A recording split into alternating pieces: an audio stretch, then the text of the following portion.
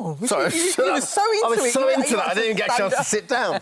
Well, listen, Drogo is joining us now with owner Tammy and water rescue dog trainer Pete Lewin. Thank you. Welcome to all of you. Guys. And welcome to our beautiful Oh, Drogo. gorgeous, Look at Drogo Tammy. just chilling out in the best. studio. He is absolutely gorgeous. Thank Tell us a little bit about Drogo's history, Tammy, because he's obviously in Ukraine. Tell us a little bit about what happened to him. So his breed is called a Central Asian Shepherd, or they also call them alibis. So it's not common out here on this side. But normally the breed comes from like Ukraine, Turkmenistan, Russia, all of those sorts of areas. And the bread is working dogs. So they would live up in the mountains with the sheep and they'd protect them from wolves and bears, and they'd be in packs protecting the sheep. So they're guardians, essentially. And yes, I've rescued a few before. And we came across Maria, who was in Kiev as a breeder. And she had, unfortunately, a mishap after the missiles started falling and it was upsetting the dogs. Goodness. So she had sent some of her dogs out to her mother-in-law's out in the countryside, but unfortunately it coincided with where some of the missiles had actually dropped. She lost her mother-in-law and also two of her dogs. So she gave us a ring and asked if we would help her get him shipped out here so she could just be far away and safe and calm, because even just the sound of the missiles going overnight just really upset the dogs. So what did you find when you came to England? What did you find about his personality and how was he? Very different from my last one. Really? What way? He's just very placid. He's very so calm. chilled, isn't he? He's chilled. He's really gentle and friendly with people. He's very social. Could we be cuddling your last one? Or would that not? Probably not. No.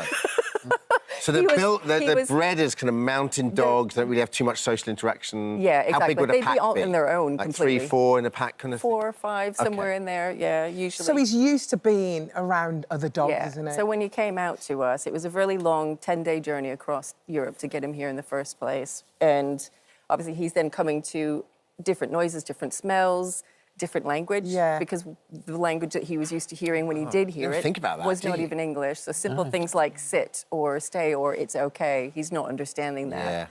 Do you think he lacked, like, a sense of purpose, maybe? He did, I think, because he went from being a pack dog and a leader in his own right to suddenly just being, we have a lovely countryside house, but to being a sole dog on his own, going, what's my job now? So this is where Alan Titchmarsh and Pete came in. So explain how that came about. We came across, we'd heard about the show, and the whole concept was meant to be that they were taking dogs that needed a purpose, a job, and they were then surprising us with saying, we're going to bring a specialty trainer in, but we're not going to tell you what the training's going to be. We're just going to we're going to get to know your dog and pick the right thing for him. So we thought, do you know what, that sounds really good. Yeah. Again, it's one of those things where when I walk through a park, everybody notices him and they all stop you. So I just thought, do you know what, this would be really, really fun.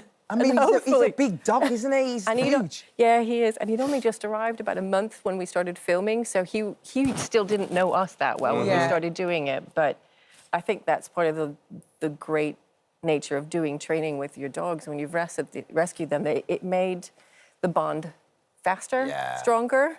Well, Pete, tell us about you and what you do and how this happened.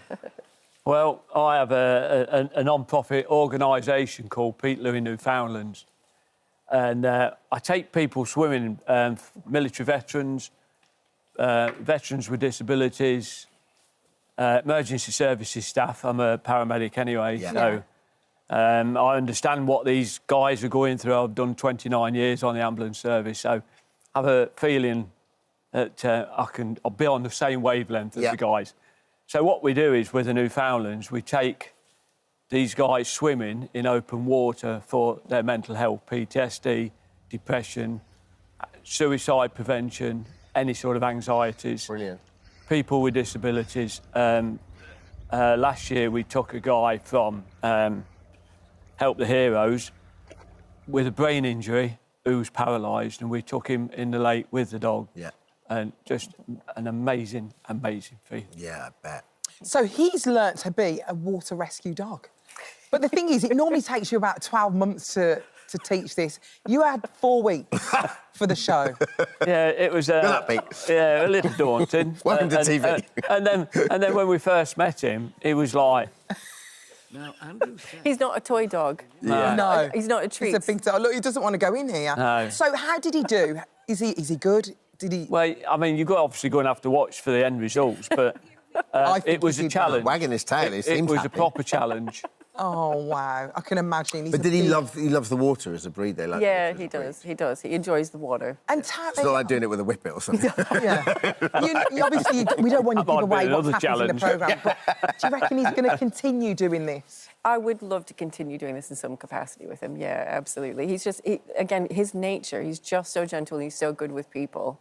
And, again, we live in a very busy tourist town and we get lots of people coming off the buses and stuff. And he just knows when he should just sit in front of somebody very quietly and he lets them stroke them, do whatever he wants. And then when he politely gets them to go. So he's kind of built for it. Do you think it's helped him?